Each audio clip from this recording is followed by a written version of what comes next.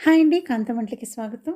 ఈరోజు వీడియోలో నేనైతే ఒక టేస్టీ టమాటో చట్నీని పరిచయం చేద్దాం అనుకుంటున్నానండి.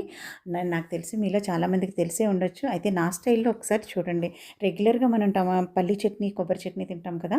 అలా కాకుండా ఈ విధంగా ట్రై చేయండి. కొంచెం మినపప్పు, కొంచెం శనగపప్పు, హాఫ్ స్పూను జీలకర్రని ఫ్రై చేసి పెట్టుకున్న తర్వాత ముక్కలుగా తరిగిన టమోటాసు, పచ్చిమిర్చి, హాఫ్ ఇంచ్ అల్లంని, కొంచెం కొత్తిమీరని వేసి బాగా మగ్గిన తర్వాత తగినంత సాల్ట్‌ని, కొంచెం చింతపండుని కూడా వేసుకొని బాగా మగ్గిన తర్వాత బాగా చల్లారిన తర్వాతే మిక్సీ పట్టండి. ఎందుకంటే ఇది పైకి జల్లుతుంది కదా! అందుకని కొంచెం బాగా చల్లారనివ్వండి. అయితే పొడి చేసుకుందాము. ముందు ఈ పప్పు దినుసులన్నీ ఫ్రై చేసుకున్నాం కదా! అది బాగా పొడైన తర్వాత ఈ విధంగా చూపించినట్లుగా టమాటాలు వేసి కచ్చాపచ్చాగా చేసుకోండి. నేనైతే కొంచెం గట్టిగానే చేసుకున్నాను.